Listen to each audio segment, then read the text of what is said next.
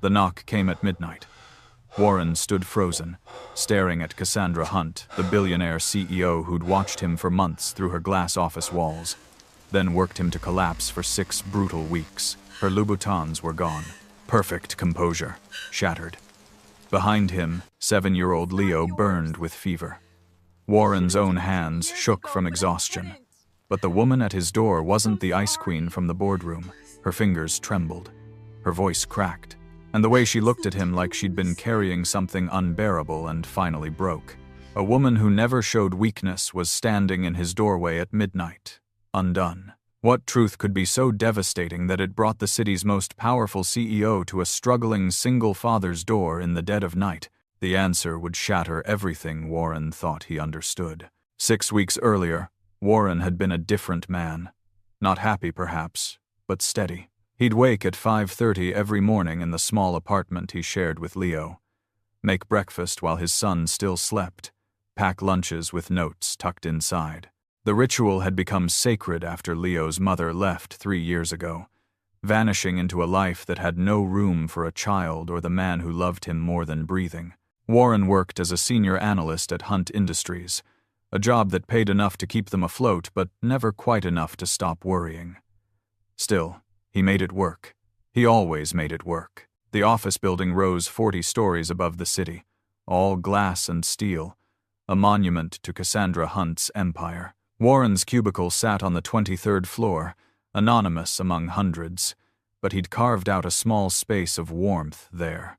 Photos of Leo covered his desk, gap-toothed smiles, baseball games, homework victories. His co-workers knew him as the guy who never missed his son's calls, who left precisely at 5:15 every day, who brought homemade cookies to share because Leo loved baking them together on Sundays. He was ordinary in the best possible way, invisible to everyone except the people who mattered. But Warren didn't know that someone had been watching. High above, in the corner office on the 40th floor, Cassandra Hunt had noticed him 6 months ago during a routine elevator ride. She'd overheard him on the phone, voice soft and patient as he talked Leo through a bad day at school. The tenderness in his words had stopped her cold. In a building full of ambitious climbers and polished performers, here was a man whose entire world fit in the palm of his hand, and he protected it fiercely. She'd started paying attention after that. Subtle observations that became a habit she couldn't break. She'd watch him through the glass walls during late meetings, see him glance at his watch and pack up exactly on time, witness the way his whole face changed when Leo video called during lunch breaks. She'd notice how he never complained when others took credit for his work, how he stayed late only when truly necessary, how he treated the janitorial staff with the same respect he showed executives. Cassandra had built an empire by reading people, and Warren Reynolds was a man of unshakable integrity in a world that rewarded compromise. She'd never met anyone like him, and somewhere between noticing and watching, something in her chest had cracked open, letting in a feeling she'd spent 42 years avoiding. Cassandra Hunt didn't do vulnerability. She'd built her technology company from nothing, fought off hostile takeovers, stared down boardrooms full of men who thought her gender meant weakness. She'd learned early that showing emotion was currency you couldn't afford to spend. Yet here she was, distracted during presentations, finding excuses to walk past the 23rd floor, memorizing the cadence of Warren's laugh when it drifted through open office doors. It terrified her. So she did what she always did with fear. She tried to control it. The Meridian project landed on her desk in early October, a massive software integration that would define the company's next 5 years. It needed someone brilliant, dedicated, someone she could trust. She thought of Warren immediately, told herself it was purely professional. He had the skills, the work ethic, the analytical mind, that his assignment would mean late nights, weekend hours, constant proximity to her office that was just coincidence. She approved his transfer to the project team without consulting him, made the announcement in a company-wide email. It was done before he could object. Warren had stared at the email in disbelief. Lead analyst on the Meridian project, reporting directly to the CEO. It was the kind of opportunity that could change everything. Better title, significant raise, a path to financial stability he'd only dreamed about. But the timeline made his stomach drop. 3 months of intensive work, mandatory weekend sessions, deliverables due at all hours. He thought of Leo's disappointed face when he missed bedtime, the school events he'd have to skip, the homework he wouldn't be there to help with. But how could he say no? This was the break families like his didn't get twice. He'd called his neighbor, Mrs. Chen, a retired teacher who'd become Leo's unofficial grandmother. She'd agreed to watch Leo on late nights, keep him fed and safe. Warren had knelt down to his son's level that evening, explained that Daddy had to work extra hard for a little while, promised it wouldn't be forever. Leo had nodded with the solemn understanding of a child who'd already learned that life required sacrifices, had wrapped his small arms around Warren's neck and whispered, "I know, Dad. You're doing your best." The words had nearly broken him. The first week hadn't been terrible. Long days, certainly, but Warren had managed. He'd wake even earlier, spend precious morning time with Leo, work through lunch to stay ahead, race home by 7 to tuck his son into bed. Cassandra had been professional, distant even, communicating mostly through her assistant. Warren had wondered why she'd chosen him, but he'd focused on the work, poured everything into proving he deserved the opportunity. He didn't notice the way Cassandra's eyes followed him during meetings, or how she'd linger near his temporary office, or the slight hitch in her breath when he'd smile. By the second week, the demands escalated. Cassandra had started calling evening meetings, requesting revisions on reports he'd spent days perfecting, asking him to attend client dinners that stretched past midnight.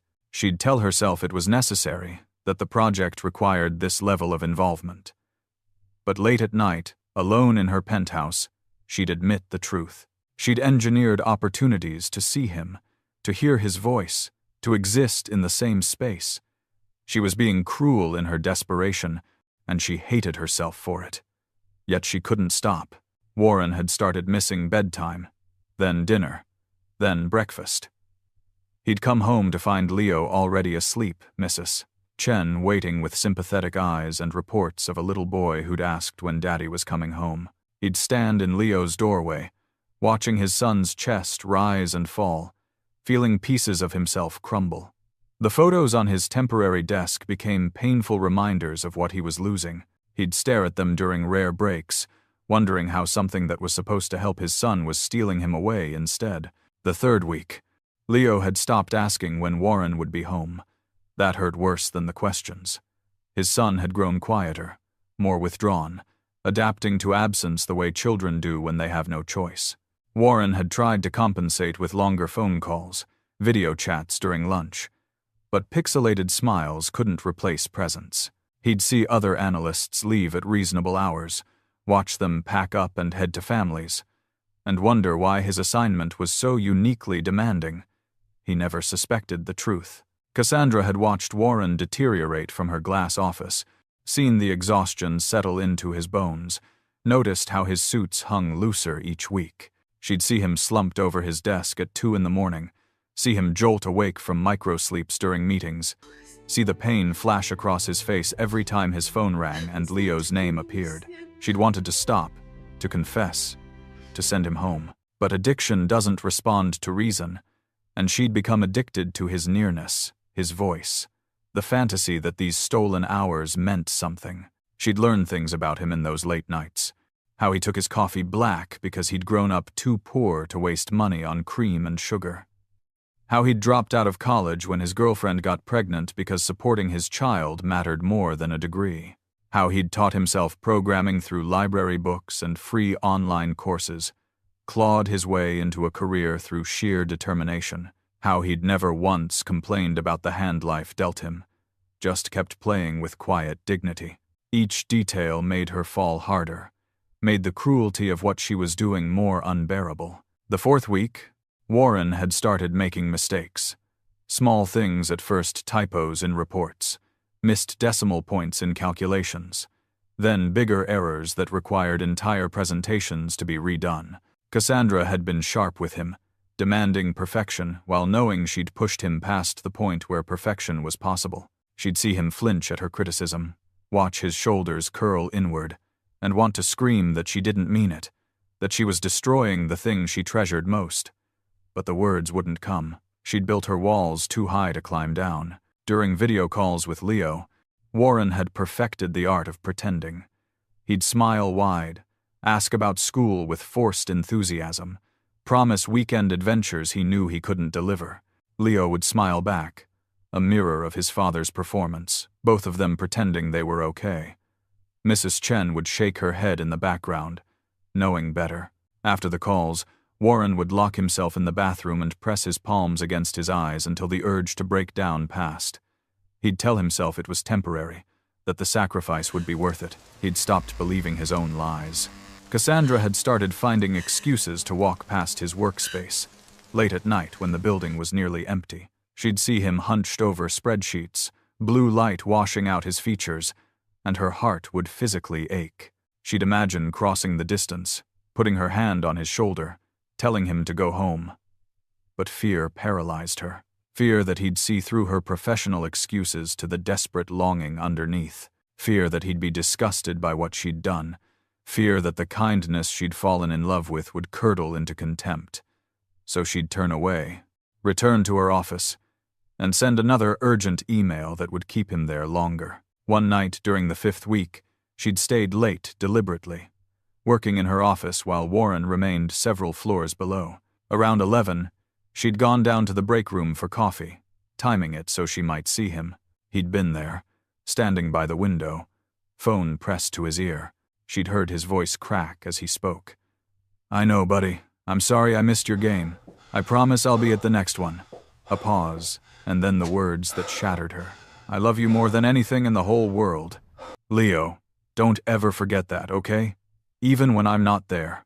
Cassandra had fled back to her office, coffee forgotten. She'd stood in her glass tower looking down at the city, at all the lights representing lives and families and love, and felt the full weight of what she'd become. She'd convinced herself this was just attraction, just loneliness in expensive shoes. But standing there, having heard the pain in Warren's voice, she understood.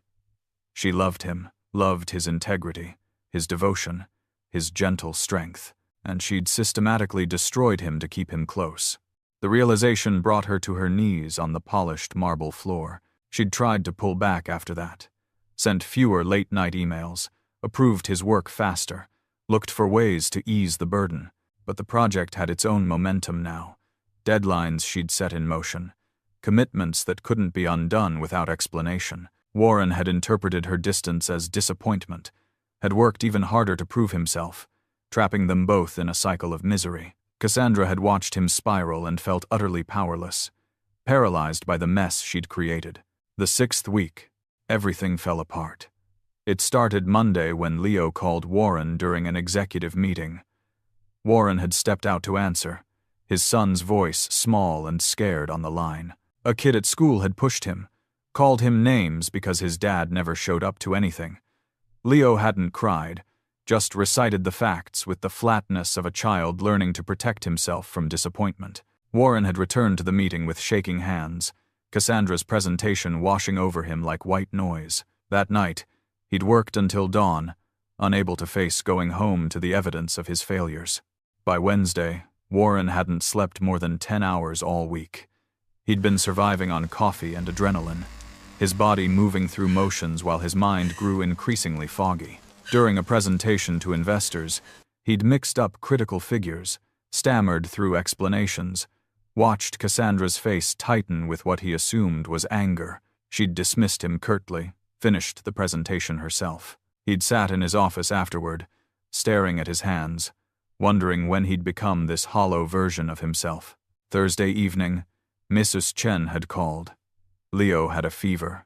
Nothing serious yet, but climbing. Warren had been in Cassandra's office, finalizing weekend work schedules. He'd asked, voice careful, professional, if he could leave early. Cassandra had looked up from her laptop, seen the desperation he was trying to hide, and felt something inside her snap. She'd wanted to say yes, to send him home immediately, to confess everything. Instead, the words that came out were clipped and cold. "The Meridian launch is Monday. We're behind schedule. I need you here. Warren had nodded, called Mrs. Chen back, asked her to give Leo medicine and monitor him. Then he'd returned to work, something vital shutting down inside him. Cassandra had watched through her office glass as he mechanically typed, made calls, reviewed documents. She'd seen the exact moment he stopped fighting, when his shoulders dropped and his eyes went dead. She'd done that. She'd taken a beautiful, loving soul and crushed it under the weight of her own cowardice. Friday night, Leo's fever had spiked to 103. Mrs. Chen had called again, worried now. Warren had been in the middle of a crisis meeting, a server malfunction threatening the entire project. He'd excused himself, called his neighbor back with shaking hands. I can't leave, he'd said, the words tasting like ash. I'll lose everything. Can you take him to urgent care? I'll pay you back. I promise. Mrs. Chen had agreed, but her silence said everything. Warren had returned to the meeting, helped solve the crisis, and then locked himself in the bathroom and vomited. Cassandra had found out about Leo's fever from her assistant Saturday morning, casual office gossip about Warren's son being sick. She'd felt the blood drain from her face, had to grip her desk to stay standing. While she'd been sending Warren emails about system redundancies, his child had been in urgent care. The boy he lived for, the reason behind every sacrifice, had needed him, and Warren had chosen work instead. No, not chosen. She'd forced him to choose. She'd put him in a position where keeping his job meant abandoning his sick child. That Saturday, Warren had worked in a trance. Leo was home now, fever lowered by medication but still unwell. Warren had set up his laptop in Leo's room, typed with one hand while holding his son's hand with the other. Leo had been too tired to talk much, had just held on to his father like an anchor. Around noon, he'd whispered, "It's okay, Dad. I know you have to work."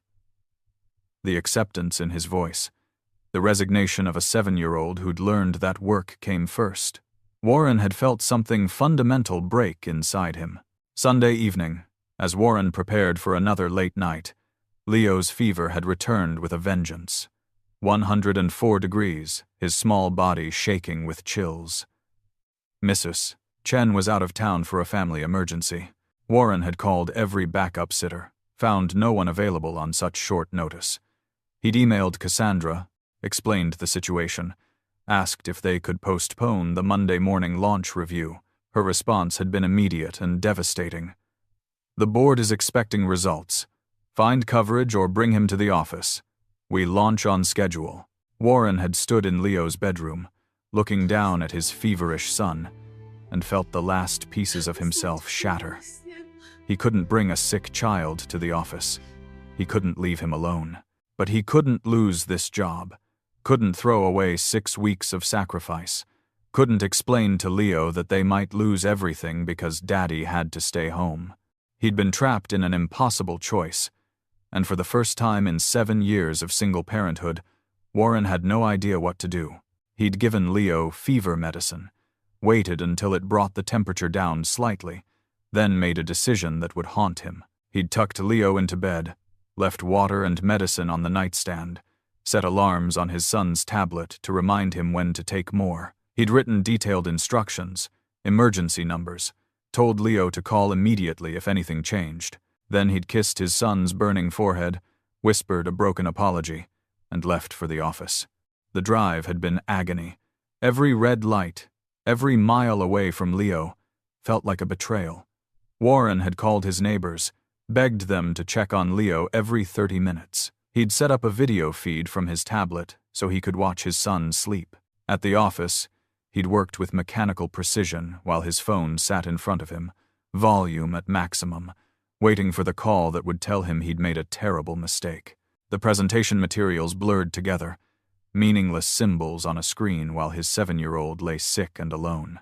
Cassandra had been in her office when Warren arrived, at 8 p.m., had watched through security cameras as he'd stumbled in, exhausted and wrecked. She'd pulled up his email request, read about Leo's fever, seen her own cold response. The shame had been physical, burning through her chest like acid. She'd done this. Every step of this nightmare had her fingerprints on it. And still, she'd let him come in, let him sacrifice his child because she was too broken to admit the truth. Around 10 p.m., she'd walked down to his workspace, intending to send him home, to confess, to end this. She'd found him staring at his tablet, watching the video feed of Leo sleeping. His face had been wet with silent tears. Before she could speak, his phone had rung. Warren had answered, and she'd watched the color drain from his face. Leo's fever had spiked to 105. The neighbors had called an ambulance. Her, Warren, not hers, never hers, had run from the building without a word, leaving everything behind. Cassandra had stood in his abandoned workspace, surrounded by spreadsheets and coffee cups and the photo of Leo that Warren touched like a talisman before every meeting. She'd picked up the frame with shaking hands, looked into the face of a smiling boy who'd paid the price for her cowardice, and something inside her, the last wall, the final defense, had simply crumbled. She'd taken her phone, called her driver, and given him an address she'd memorized months ago but never had the courage to visit. The hospital had stabilized Leo quickly. Severe fever from a respiratory infection, treatable but scary. Warren had held his son's hand while doctors worked, had whispered apologies and promises and prayers. Leo had squeezed back weakly, said, "It's not your fault, Dad." And Warren had nearly collapsed from the unfairness of having a child who forgave him when he couldn't forgive himself. They'd been released around 11:30 with antibiotics and strict rest orders. Warren had driven home in silence, Leo dozing in the back seat. His phone had buzzed repeatedly, messages from Cassandra asking where he was, demanding updates on the project. He'd ignored them all. He'd carried Leo upstairs to their apartment, got him settled in bed with medicine and water, then stood in the kitchen trying to process what had just happened. His son had been in an ambulance, alone, terrified, because Warren had chosen work. No, because he'd had no choice. Because someone had systematically removed every option until abandoning his child felt like the only path forward. That's when the knock had come. Midnight. Warren had opened the door, still wearing the same wrinkled shirt from 36 hours earlier, his face gaunt, hands trembling. And there she'd been, Cassandra Hunt without her armor, designer heels abandoned somewhere, makeup streaked, perfect composure shattered into 1,000 pieces. She'd looked at him with an expression he'd never seen on her face, naked, desperate, breaking apart. Warren. His name on her lips sounded like a prayer and a confession. Her hands had lifted toward him, then dropped, as if she'd forgotten she had the right to touch him. "I'm so sorry. God, I'm so sorry." He'd stared at her, brain too exhausted to make sense of the CEO of Hunt Industries crying on his doorstep at midnight. "What are you doing here?" "I came too." Her voice had cracked, and she'd pressed a hand to her mouth. When she spoke again, the words came in a rush. 6 weeks of carefully constructed lies collapsing all at once. There was no crisis. The timeline wasn't real. I made it all up because I was too much of a coward to just tell you the truth. Warren had gone very still. What truth? Cassandra had taken a shaking breath, and when she looked at him, her eyes held everything she'd been hiding. That I've been in love with you for 6 months. That I noticed you in an elevator last spring and haven't stopped thinking about you since. That I've watched you be the most devoted father I've ever seen and wanted to be part of that light so badly it hurt to breathe. The words hung between them, impossible and devastating. Warren had shaken his head slowly, trying to process what he was hearing. "You've been in love with me," he'd repeated, voice flat. "So you worked me until I collapsed? Made me abandon my sick child? That's what love looks like to you?" No. She'd been crying openly now, not bothering to wipe away tears. "No," I panicked. "I thought if I kept you close, if we worked together, maybe you'd notice me. Maybe something would happen. I'm so used to controlling everything, and I thought I could control this too. But I just destroyed everything instead. I destroyed you. I destroyed the person I love most in the world." Warren had swayed slightly, exhaustion and shock making his legs weak. "You don't know me. You can't love someone you don't know. But I do know you." Cassandra had stepped closer, and he'd seen the desperation in every line of her body. I know you write notes in Leo's lunch every single day. I know you learned to code from library books because you were too proud to ask for help. I know you donate part of every paycheck to the children's hospital even though you can barely pay your own rent. I know you say please and thank you to everyone, even people who can't do anything for you. I know you love your son more than life itself, and that watching him grow up is the greatest privilege you can imagine. She'd taken another breath, and Warren had seen her hands shaking violently. I know all of that because I've been watching you for months, falling for you a little more every day, too terrified to just walk up and introduce myself like a normal person. Because I'm Cassandra Hunt, and I built an empire, but I don't know how to just be human. I don't know how to want something without trying to control it. Warren had felt tears on his own face now, anger and exhaustion and something else he couldn't name. My son was in the hospital tonight, alone in an ambulance because I chose your fake crisis over him. Do you understand what that means? He's 7 years old, and I wasn't there. I know. Cassandra's voice had broken completely. I know, and I will never forgive myself. I came here to tell you that you're fired, not because you did anything wrong, but because you should never have to see me again. I'll make sure you get a severance package that takes care of you and Leo for years. I'll give you references that will get you any job you want. I'll do whatever I can to fix this, even though I know nothing can fix what I've done. She'd reached into her bag with shaking hands, pulled out an envelope. This is a check. It's enough for Leo's medical bills, for anything you need. No strings. You don't have to see me. Talk to me. Acknowledge me ever again. I just needed you to know the truth before I disappeared from your life. She'd set the envelope on his doorstep, unable to come closer, and I needed to tell you that I'm sorry. Not because it helps, but because you deserve to hear it. Warren had stood there, the weight of 6 weeks pressing down on him, and looked at the broken woman in front of him. This was the Ice Queen from the boardroom, the ruthless CEO, the woman who'd nearly destroyed him, but it was also a person so desperately lonely that she'd sabotaged the thing she loved most just to feel close to it. He'd thought of all the times she'd seemed harsh, and wondered now if those had been moments when she'd almost broken, almost confessed. He'd thought of the way she'd pulled back this last week, and understood she'd been trying to undo the damage, even as momentum carried them forward. You're right, he'd said quietly. You did destroy me. These last 6 weeks have been hell. I've missed my son's childhood, disappointed him over and over, taught him that work matters more than he does. That damage is real, and it's not going away just because you're sorry. Cassandra had nodded, tears streaming down her face, and turned to leave. She'd made it 2 steps before Warren spoke again. But the word had stopped her cold. But my son is in there right now, sick and scared, and you know what he told me at the hospital? He said I'm doing my best. He forgave me, even though I didn't deserve it. And I'm thinking about the fact that you could have just kept lying.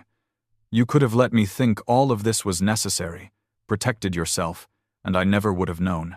But you didn't. You came here, at midnight, destroyed your own armor, just to give me the truth. He'd stepped out onto the landing, close enough now to see her clearly in the porch light. I don't know what to do with what you've told me. I'm too tired and too hurt to make sense of it right now. But Leo's in there with a fever, and I haven't slept in 2 days, and I could use help. He'd paused, watching her face. If you meant what you said about loving me, about wanting to be part of our light, prove it. Not with money or job offers. Come inside and help me take care of my son. Cassandra had looked at him like he'd offered her salvation and damnation in the same breath. Warren, I don't know how to. I've never taken care of a sick child. I'll probably make everything worse. Then you'll learn. Warren had held out his hand. An invitation and a test. That's what parents do. We mess up and we learn and we try again. If you want to be part of this, that's what it takes. Not control. Not manipulation. Just showing up and trying. She'd taken his hand with trembling fingers, and he'd led her inside. The apartment had been small and cluttered. nothing like her sterile penthouse, filled with evidence of life actually being lived. Toys in corners, dishes in the sink, Leo's drawings covering the refrigerator. Cassandra had stood in the middle of it all, looking lost. And Warren had felt something shift in his chest. She'd had everything: money, power, success, and she'd thrown it all away for a chance to stand in his messy kitchen at midnight. Leo had woken an hour later, fever breaking finally, and found his father dozing in a chair beside his bed. He'd also found a strange woman sitting on the floor nearby, watching Warren sleep with an expression Leo didn't have words for yet. When she'd noticed him awake, she'd smiled tentatively. "Hi, I'm Cassandra. I work with your dad. Are you the one who makes him stay late?" Leo had asked, 7-year-old bluntness cutting through pretense. Cassandra had looked stricken but hadn't looked away. "Yes, I am, and I'm very, very sorry. What I did was wrong, and your dad is the best person I know. He should have been here with you instead of at work." She'd paused, then added softly, "But I'm here now, if that's okay. I'd like to help take care of you, if you'll let me." Leo had studied her for a long moment, the same careful assessment his father made. Then he'd said, "Okay, but Dad needs sleep. He's been really tired." "He has," Cassandra had agreed, "because he loves you so much that he'll work himself to exhaustion if it means keeping you safe. You're very lucky to have him." "I know," Leo had said simply. Then, with the generosity of children who haven't learned grudges yet, "You can stay if you want. We have extra blankets." Cassandra had stayed. When Leo's fever climbed again an hour before dawn, she'd been there to help Warren change sweaty sheets, bring cool washcloths, read stories in a gentle voice until the medicine worked. She'd watched Warren move through the routine with practiced efficiency born from 3 years of single parenthood, and felt awed by the sheer magnitude of what he did every single day. This was love, not the dramatic declarations she'd imagined, but quiet persistence in the face of exhaustion, showing up even when it hurt. By Sunday morning, Leo's fever had broken for good. Warren had finally slept for a few hours on the couch, and Cassandra had kept watch. This billionaire CEO who'd never backed down from hostile boards but was terrified of letting a 7-year-old out of her sight. When Warren woke, he'd found her in the kitchen attempting pancakes from a recipe on her phone, Leo sitting at the table, directing her efforts with solemn authority. "More chocolate chips," Leo had instructed. "Dad always adds extra." Cassandra had dumped half the bag in, and when the pancakes emerged misshapen but edible, Leo had declared them almost as good as Dad's. She'd looked at Warren with tears in her eyes, and he'd understood. This was what she'd been chasing, not him, exactly, but this. The warmth of ordinary mornings, the belonging that came from being needed, the revolutionary idea that love might not require perfection.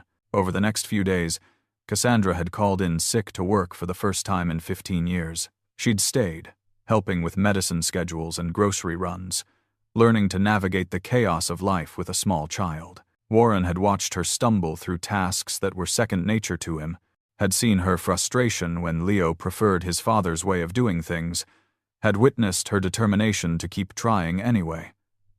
It was humbling and strange and unexpectedly healing. They'd talked late at night after Leo fell asleep, honest conversations that peeled back layers. Cassandra had told him about growing up with parents who saw her as an investment, about building success to fill the void where love should have been, about watching him with Leo and recognizing everything she'd missed.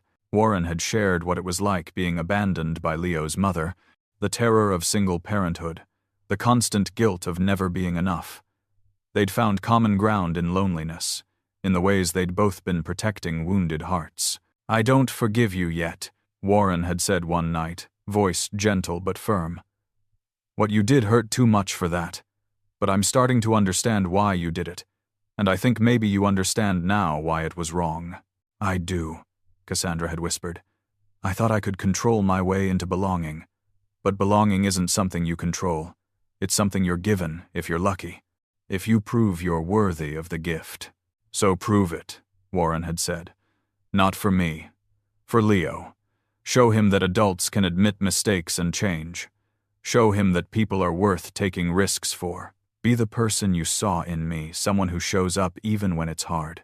Cassandra had taken that challenge and held it like a lifeline. Over the following weeks, as Leo recovered and Warren went back to work, she'd restructured her entire life. She'd hired a new CEO to run Hunt Industries, stepped back to chairman, created policies that prioritized work-life balance for every employee. She'd shown up at Warren's apartment for dinner, had learned to cook simple meals, had sat through homework sessions and bedtime routines. She'd asked permission for everything, never presumed, earned her place one small gesture at a time. Leo had warmed to her gradually. He'd started calling her Miss Cassandra, had shown her his drawings, had let her come to his baseball games. Warren would watch them together, this woman who commanded boardrooms, now sitting on bleachers cheering for a 7-year-old's pop fly, and feel something in him soften. She was trying, genuinely trying, not to buy her way into their lives but to build something real. 3 months after that midnight knock, Warren had invited Cassandra to dinner, just the two of them. Leo had stayed with Mrs. Chen, who'd become an unexpected ally in Cassandra's redemption. Over Italian food at a quiet restaurant, Warren had looked at this woman who'd destroyed and rebuilt his world and said, "I forgive you." Cassandra had set down her fork, hands shaking. "Warren, I forgive you," he'd repeated. "Not because what you did was okay. It wasn't. But because I've watched you spend 3 months proving you're more than your worst mistake. I've seen you show up for Leo, for me, for us, without expecting anything in return. I've seen you become the person you wanted to be." Tears had streaked down her face, and she'd reached across the table. Warren had taken her hand, and for the first time, the touch felt like beginning instead of ending. "I've also realized something else," he'd continued. "I've fallen in love with you too. Not the CEO who manipulated me, but the woman who sat on my kitchen floor all night making sure my son was safe. The one who burns pancakes and asks Leo's opinion on everything and learns from her mistakes." "I'm still learning," Cassandra had whispered. "I'm going to mess up again. I have decades of walls to dismantle. Then we'll mess up together," Warren had said. "That's what love is, right? Showing up for the hard parts, not just the easy ones. You taught me that, in the worst possible way. But the lesson stuck." They'd built something careful and deliberate after that. Warren had introduced Cassandra to Leo as someone special to him, and Leo, with the adaptability of children, had absorbed it without drama. Cassandra had moved slowly, never pushing, always asking, learning the rhythms of a family that existed before her. She'd sold her penthouse and bought a house big enough for all of them, but waited a full year before suggesting they move in together, making sure Leo felt secure in the decision. The Meridian project had launched 6 months late with a completely redesigned timeline, and Hunt Industries had thrived under leadership that valued humanity over ruthless efficiency. Cassandra had become a different kind of CEO, one who understood that people weren't resources to be optimized but lives to be respected. The change had rippled through the company, creating a culture where Warren's story, the single dad who'd nearly broken, became the catalyst for revolution. On the first anniversary of that midnight knock, Warren had woken to find Cassandra in the kitchen with Leo, both of them covered in flour, attempting to make the elaborate birthday cake they'd planned. It was a disaster of epic proportions, but they were laughing, and when Leo had seen his father watching, he'd grinned. "Look, Dad, we're making a mess!" Cassandra had turned, flour in her hair, eyes bright with joy, and Warren had seen it clearly. This was the woman who'd hidden behind glass walls, now standing in chaos and loving it. She'd traded control for connection, perfection for presence, and found that the messy, unpredictable reality of love was worth more than any empire. "Happy anniversary," she'd said softly, and Warren had understood she meant the anniversary of the night everything broke and began, the night she'd knocked on his door and chosen truth over protection. The night he'd let her in despite every reason not to. The night they'd both learned that sometimes love means destroying yourself to rebuild as someone worthy of being loved. 6 months later, Warren had proposed in their kitchen over burned pancakes, and Cassandra had said yes with flour on her nose and tears streaming down her face. They'd gotten married in a small ceremony with Leo as the best man, Mrs. Chen crying in the front row, and half of Hunt Industries in attendance to witness their impossible story. The night of the wedding, after Leo had fallen asleep in his new room, Cassandra and Warren had stood on their porch looking out at the same street where she'd appeared that midnight. Broken and desperate, she'd leaned into him, and he'd wrapped his arms around her, and they'd stood there in silence, feeling the weight of everything they'd survived to reach this moment. "Do you ever regret it?" Cassandra had asked quietly. "Letting me in that night instead of slamming the door in my face?" Warren had thought about it, really thought. About the 6 weeks of hell, the damage done, the trust that had to be rebuilt from ashes. About the woman she'd been and the woman she'd become. About the family they'd built from the wreckage of her mistakes. "No," he'd said finally. "Because you taught me something important. You taught me that people can change when they're willing to do the work. That love isn't about finding someone perfect, but finding someone who'll keep choosing to grow. You chose to grow, Cassandra. Every single day, you choose it. How could I regret that?" She'd turned in his arms, looked up at him with eyes that still held shadows of the woman who'd stood on his doorstep in ruins, but also held light she'd found in the aftermath. "I spent 42 years building walls," she'd whispered, "and you knocked them all down in one night by asking me to stay, by giving me a chance I didn't deserve." "We both deserved a chance," Warren had said. "Maybe that's what love is, seeing someone's worst and choosing to believe in their best anyway." They'd kissed then, soft and unhurried, and somewhere in the house, Leo had stirred in his sleep, safe in the knowledge that his family was complete. Not perfect, they'd never be perfect. Cassandra would always have to work against her instinct to control. Warren would always carry the scars of those 6 weeks. Leo would always remember the ambulance, the fear, the nights his father wasn't there. But they'd also have this. Mornings filled with laughter and burned pancakes. Evenings wrapped in ordinary routines made extraordinary by presence. A love built not on the fantasy of perfection but on the choice, renewed every day, to stay and try and grow. Years later, when people asked how they'd met, Cassandra would smile and say, "I made terrible mistakes, and he gave me the chance to make them right." Warren would add, "She showed up at midnight and asked to stay. Turned out that's all either of us really needed, someone willing to show up and stay." And Leo, grown into a young man who'd learned from watching them both, would say, "They taught me that love isn't about never falling. It's about standing back up together when you do." The billionaire who'd overworked the single dad had learned that power meant nothing compared to the privilege of being let into someone's life. The single dad who'd nearly broken had learned that strength sometimes meant taking risks on people willing to change.